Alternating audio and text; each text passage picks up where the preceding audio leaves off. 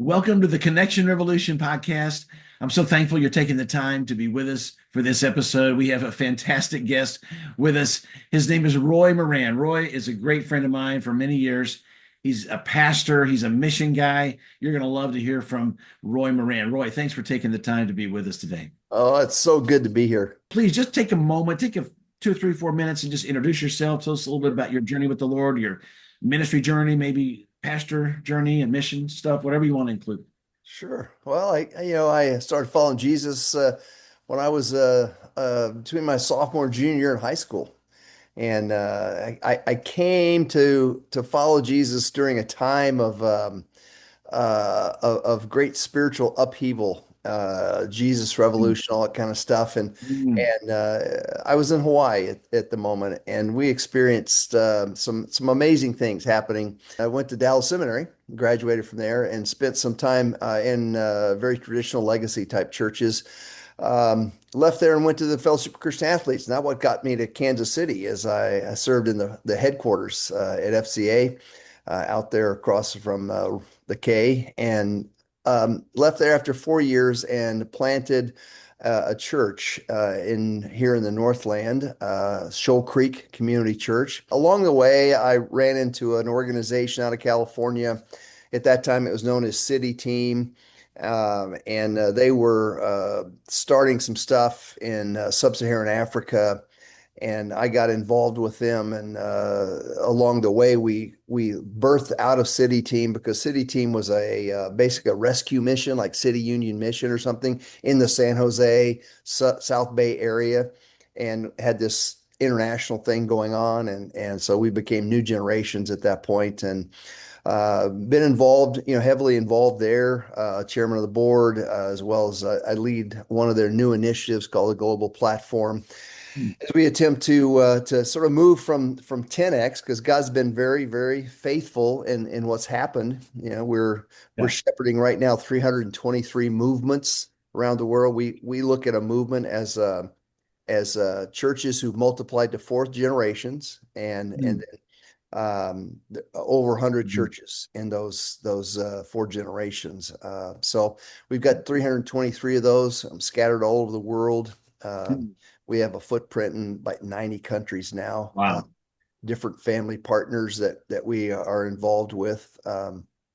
Seen over 3 million disciples come to faith. Over 1 million of those have been, followers of Islam. So Mm. it's been exciting to see what God's doing there, and to see what we feel like God wants to do. Tell us a little bit more or a lot more about new generations. You just kind of unpack that because I'm sure you said something like you're in 90 different countries. Yeah. Well, you could go on, that's probably 90 different podcasts right there, but you could go on and on and on, but just do your best in the next 10 minutes or so if you can, just to Sure. unpack that for us a bit. Sure. Well, New Generations is a decentralized, autonomous network of indigenous partners.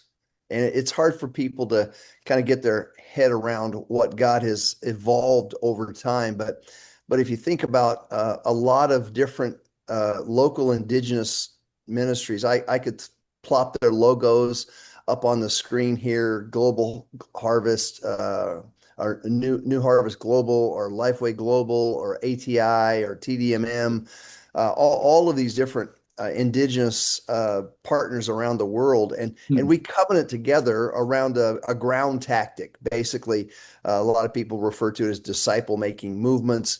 Hmm. That term gets loosely used, but for us, it means an obedience based, discovery focused way of leading people into the family of God.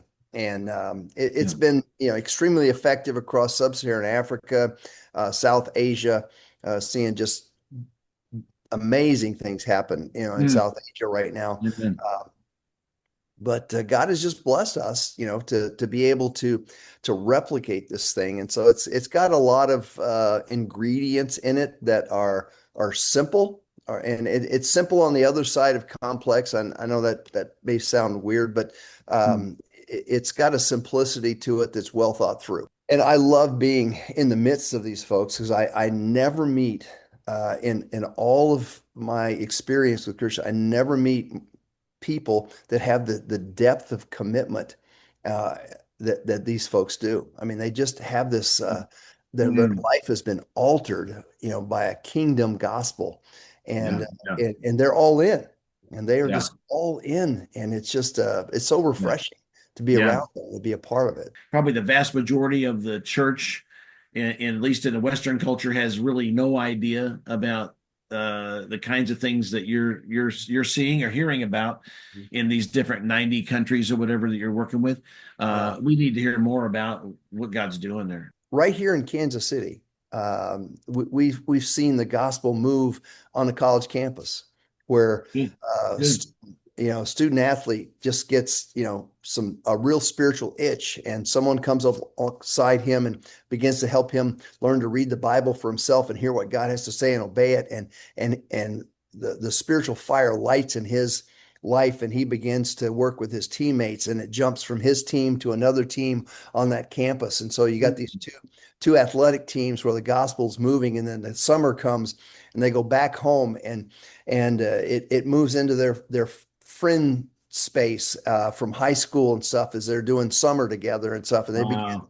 to start discovery groups, and then it moves into their families and then their parents, and they all come, kind of out of a pretty liturgical ritual type space, and so there's still some echo of Jesus, in all this Mhm. space, and the gospel begins to light these people on fire, and we begin to see this movement, through families and different, Mm. relational networks right here in Kansas City. So, it's not only happening overseas; it's happening, right under our feet right here. I'm so glad you shared that well, all these stories, but that last story as well, because you answered my question before I even asked it. Yeah, I was going to ask you, what about in the United States these days? Roy, again, thanks for being with us. It's always great to see you and hear from you. And Nate, thank you again for all you do and for being here with us and for your willingness to speak into these things from a millennial perspective. So to all those of you who are watching and listening to this episode, we are so thankful that you've taken the time to be with us. And we look forward to when you're back with us next time as the Connection Revolution continues.